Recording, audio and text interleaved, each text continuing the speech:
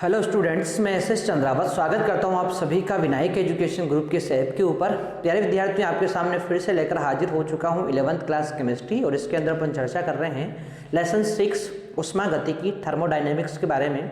देखो, ऊष्मागतिकी के बारे में अपनी चर्चा चल रही थी, मैंने आपको बताया था, एक बार मैं फिर रिपीट कर रहा हूँ। देखो, ऊष्मागतिकी का मतलब होता है विज्ञान की वो शाखा जिसके अंदर अपन ऊष्मा परिवर्तन का अध्ययन करेंगे या ऊर्जा के परिवर्तन का अध्ययन करेंगे। आपको पता होना चाहिए ब्रह्मांड के अंदर जो ऊर्जा होती है वो एक रूप से दूसरे रूप में से पहले रूप में लगातार इस प्रकार से परिवर्तित होती रहती है। और ऊर्जा का ये जो परिवर्तन होता है ये किस रूप में होता है, किस प्रकार होता है, इसका अध्ययन जिस शाखा के अंतर्गत किया जाता है वो होती है ऊष्मागतिकी या थर्मोडायनेमिक्स। जैसे आप लोगों ने देखा होगा ना कि अपने घर में जो है विद्युत ऊर्जा आती है और उस विद्युत ऊर्जा का परिवर्तन, जैसे आप लोगों ने बल्ब लगा रखा है तो बल्ब के द्वारा उस विद्युत ऊर्जा का परिवर्तन प्रकाश ऊर्जा में हो जाता है और वो आपको दिखाई देता है प्रकाश। ठीक है, तो इस प्रकार से ऊर्जा का एक रूप से किस रूप में परिवर्तन हुआ, दूसरे रूप में परिवर्तन हुआ। तो इसका अध्ययन जिस शाखा के अंतर्गत किया जाएगा वो होगी थर्मोडायनेमिक्स या ऊष्मागतिकी।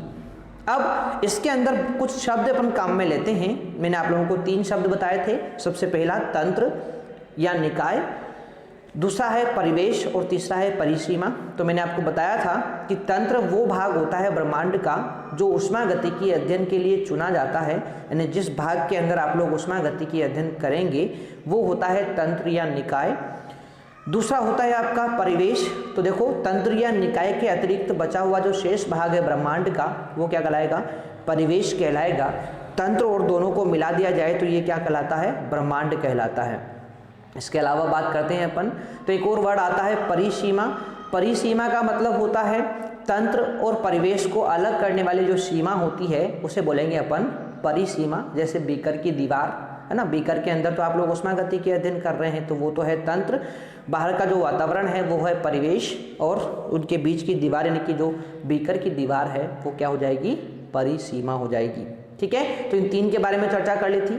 आगे अपन ने चर्चा की है तंत्र के प्रकार के बारे में, निकाय के प्रकार के बारे में। मुख्यतः 3 प्रकार के होते हैं। कौन कौन से हैं, तो सबसे पहला है आप लोगों का बंद निकाय, खुला निकाय और उसके बाद तीसरे नंबर का आता है आपका विलगित निकाय।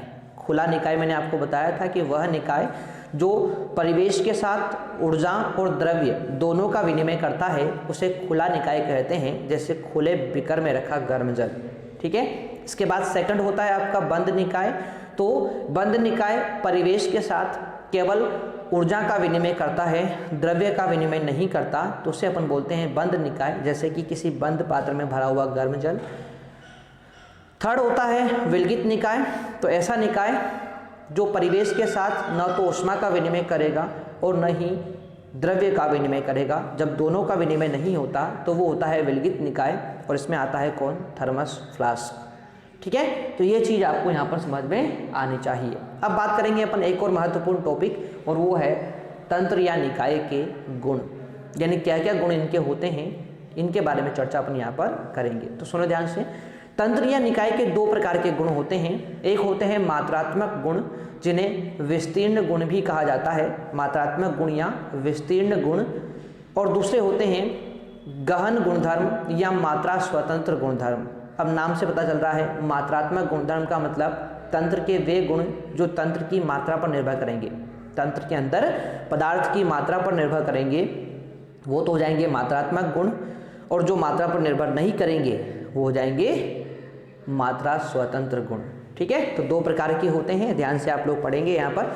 सबसे पहला प्रकार का गुण होता है जिसको आप लोग बोलते हैं विस्तीर्ण गुण, या इसको बोलते हैं मात्रात्मक गुण। क्या बोलते हैं, मात्रात्मक गुण बोलते हैं। ठीक है, तो देखो भाई, विस्तीर्ण गुण या मात्रात्मक गुण के बारे में बात करें तो तंत्र के वे गुण जो तंत्र में उपस्थित पदार्थ की मात्रा पर निर्भर करते हैं। ध्यान रखेंगे, तंत्र के वे गुण जो तंत्र में उपस्थित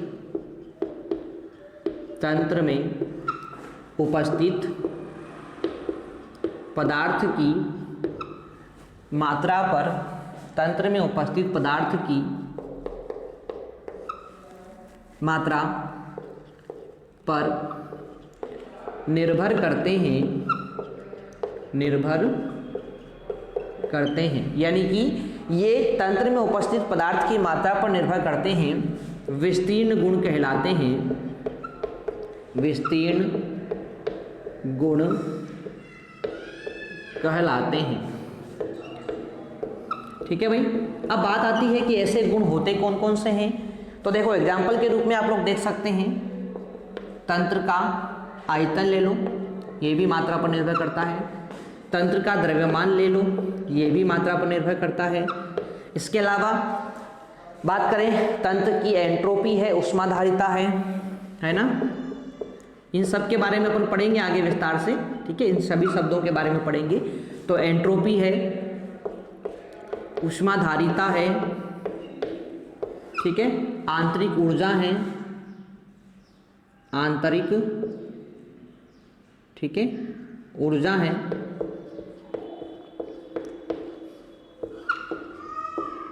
ऊर्जा आदि। तो ये सब क्या है? ये सब हैं आपके मात्रात्मक गुण, या फिर बोलेंगे इनको विस्तीर्ण गुण। क्यों? क्योंकि ये तंत्र में उपस्थित पदार्थ की मात्रा पर निर्भर करते हैं। ठीक है, चलो, तो ये होगी बात यहाँ पर। अब बात करेंगे, दूसरा है गहन गुण। क्या होता है? गहन गुण होता है, जिसे बोलेंगे मात्रा स्वतंत्र गुण, मात्रा स्वतंत्र गुण इसको कहते हैं। ठीक है, और इसी को अपन एक और नाम देते हैं विशिष्ट गुण। ठीक है ना, विशिष्ट गुण भी इनको कहा जाता है। अब इसका परिभाषा क्या हो जाएगी? तो बहुत सिंपल सी बात है। मात्रा स्वतंत्र क्यों बोला इनको? क्योंकि ये मात्रा पर निर्भर नहीं करते। तो क्या बोलेंगे? परिभाषा है तंत्र के वे गुण, तंत्र के वे गुण जो तंत्र में उपस्थित पदार्थ की मात्रा, तंत्र में उपस्थित पदार्थ की मात्रा पर निर्भर नहीं करते हैं, मात्रा पर निर्भर नहीं करते हैं, गहन गुणधर्म कहलाते हैं, गहन गुण कहलाते हैं। यानी ये तंत्र में उपस्थित पदार्थ की मात्रा पर निर्भर नहीं करेंगे, तो इन्हें बोलेंगे गहन गुण। और इसमें कौन कौन आएगा? तो एग्जाम्पल आप लोग ले सकते हैं यहाँ पर, जैसे कि ताप, दाब, श्यानता, घनत्व। ताप है, दाब है, श्यानता है, घनत्व है। ताप, दाब, श्यानता, घनत्व। इसके अलावा पृष्ठ तनाव, अपवर्तनांक, पृष्ठ तनाव,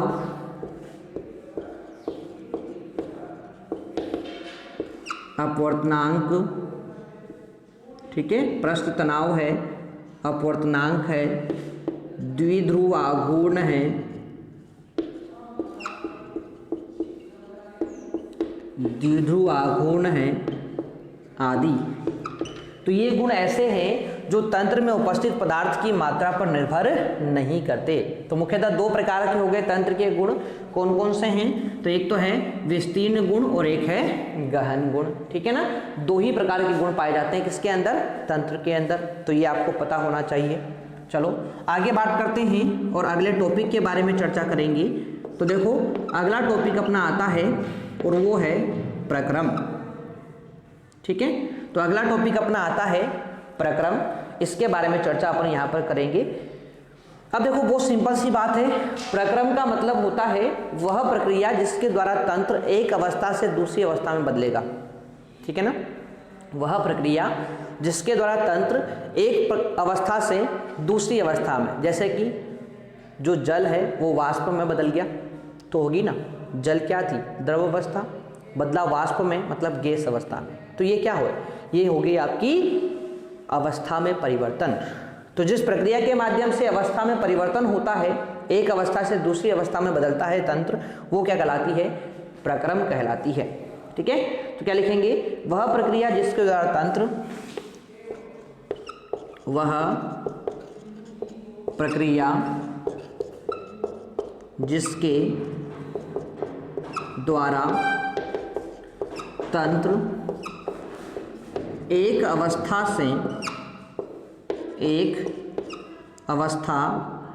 से दूसरी अवस्था में परिवर्तित, एक अवस्था से दूसरी अवस्था में परिवर्तित या रूपांतरित होता है। परिवर्तित बोलो या रूपांतरित बोलो, बात एक ही है। रूपांतरित होता है, प्रक्रम कहलाते हैं, प्रक्रम कहलाते हैं। ठीक है भाई, तो एक रूप से दूसरी अवस्था में प्रक्रम कहलाती है, क्योंकि प्रक्रिया की बात कर रहे हैं, प्रक्रम कहलाती है। ठीक है, अब ये जो प्रक्रम होते हैं ये बहुत सारे प्रकार के होते हैं, तो इन्हीं के बारे में हम चर्चा करेंगे। ये निम्न प्रकार के होते हैं,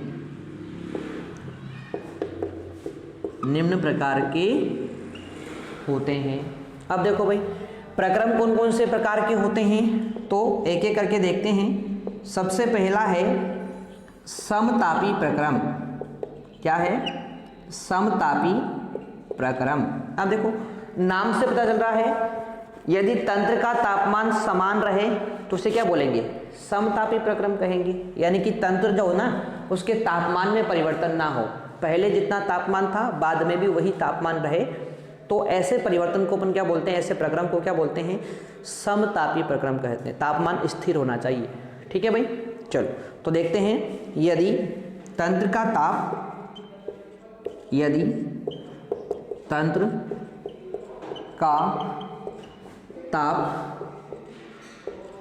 स्थिर बना रहे, तंत्र का ताप स्थिर बना रहे, यदि तंत्र का ताप स्थिर बना रहे तो उस प्रक्रम को समतापी प्रक्रम कहते हैं।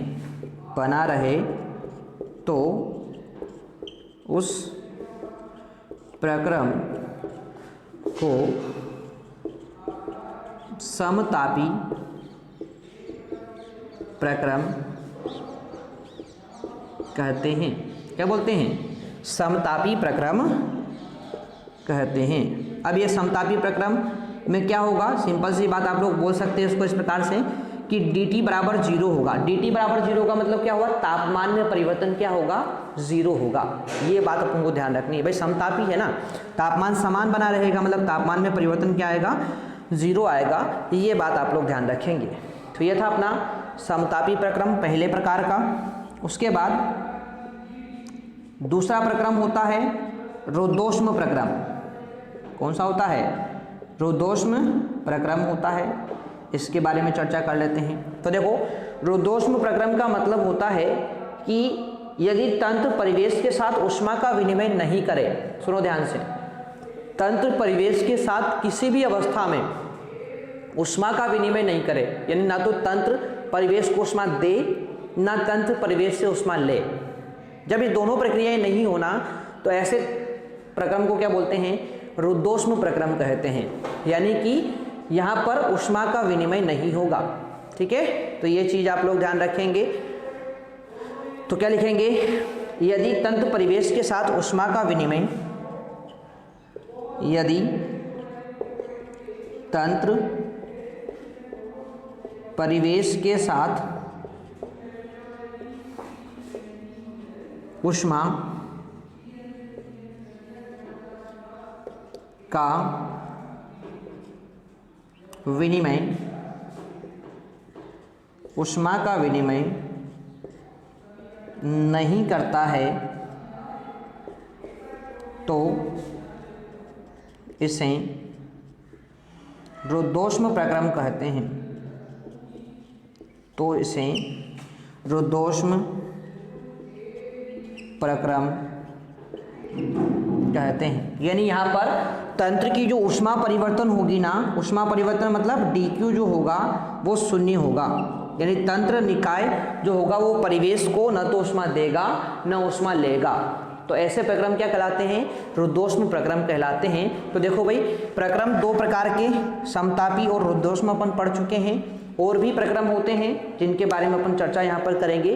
तो यहाँ तक की चीज़ें आप लोगों ने नोट कर ली होगी।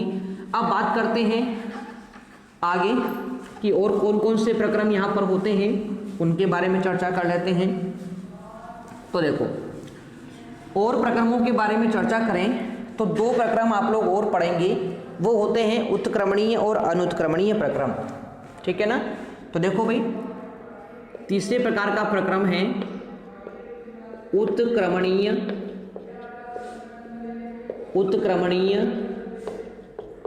प्रक्रम। ठीक है? तो देखो, उत्क्रमणीय प्रक्रम का मतलब क्या होता है कि सुनो ध्यान से। देखो, एक बात मैं आपको पहले बता दूं, उत्क्रमणीय और अनुत्क्रमणीय की जो परिभाषा यहाँ पर दी हुई है ना, उसमें दो वर्ड आएंगे। देखो, मान लेते कोई अभिक्रिया है, ए है क्रियाकारक, ये बदल रहा है किसके अंदर? बी में। ठीक है ना?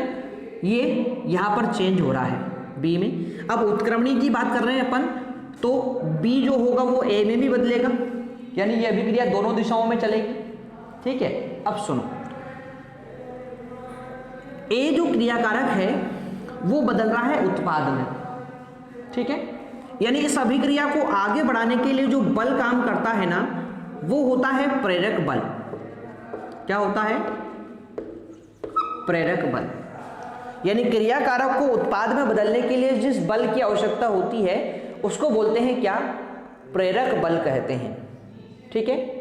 और एक बल ऐसा भी लगेगा, एक बल ऐसा भी लगेगा जो इस क्रियाकारक को उत्पाद में परिवर्तित नहीं होने देगा। तो उस बल को क्या बोलेंगे? विरोधी बल। ठीक है? तो देखो, दो प्रकार के बल होते हैं किसी भी अभिक्रिया के अंदर, दो प्रकार के बल होते हैं। एक होते हैं प्रेरक बल, एक होता है विरोधी बल। जो अभिक्रिया को आगे बढ़ाता है वो तो क्या होगा? प्रेरक बल।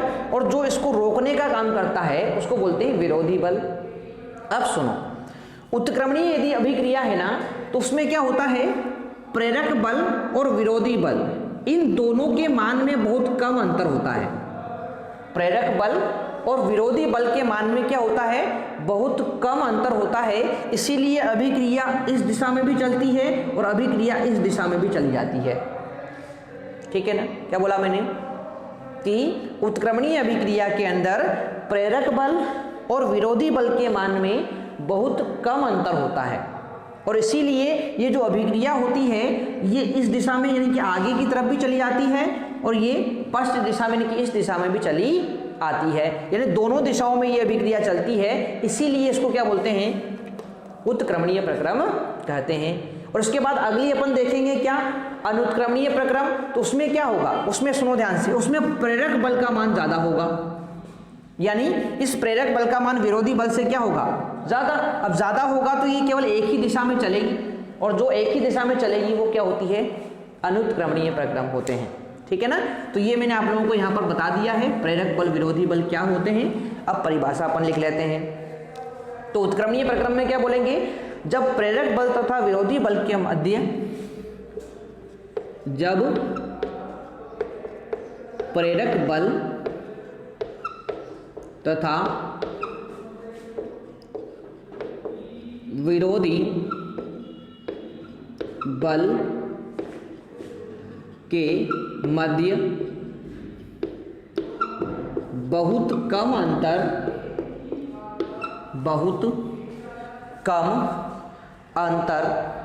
हो तो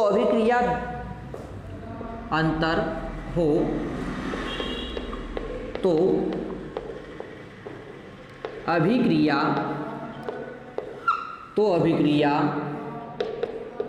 दो दिशाओं देखो आगे वाली दिशा को बोलते हैं अग्र और पीछे वाली दिशा को बोलते हैं क्या, पश्च। पश्च बोलो या प्रतीप बोलो, बात एक ही है, ठीक है। पश्च, अग्र व पश्च दिशाओं में, अच्छा दिशाएं तो होगी ना, दो दिशाओं अग्र व पश्च में संपन्न होती है, संपन्न होती है, इसे उत्क्रमणीय प्रक्रम कहते हैं। क्या बोलते हैं, उत्क्रमणीय प्रक्रम कहते हैं, ठीक है भाई। तो ये उत्क्रमणीय प्रक्रम की परिभाषा हो गई। चौथे प्रकार का प्रक्रम होता है अनुत्क्रमणीय प्रक्रम। तो चौथे प्रकार का प्रक्रम होता है अनुत्क्रमणीय प्रक्रम। तो देखो भाई, जब प्रेरक बल या विरोधी बल में से किसी एक का मान अधिक या कम हो, यानी कि जब प्रेरक बल या विरोधी बल में से किसी एक का मान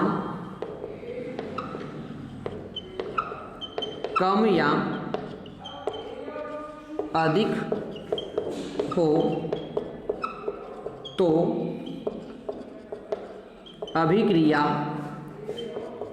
एक ही दिशा में संपन्न होती है, एक ही दिशा में संपन्न होती है। इसे अनुत्क्रमणीय, इसे अनुत्क्रमणीय प्रक्रम कहते हैं। क्या बोलेंगे इसको, अनुत्क्रमणीय प्रक्रम कहते हैं, ठीक है भाई। तो इस प्रकार से ये तंत्र के दो गुण और उसके बाद चार प्रकार के प्रक्रम जो हैं, समतापी प्रक्रम, रुद्धोष्म प्रक्रम, उत्क्रमणीय व अनुत्क्रमणीय प्रक्रम अपन यहाँ पर पढ़ चुके हैं, ठीक है। तो आशा करता हूँ सभी को ये बात समझ में आई होगी। एक दो बार इस वीडियो को ध्यान से देखें, सारी चीज़ें आपको समझ में आ जाएगी, ठीक है। तो ये था अपना आज का वीडियो, मिलते हैं अपन नेक्स्ट वीडियो के अंदर, तब तक के लिए टेक केयर, बाय।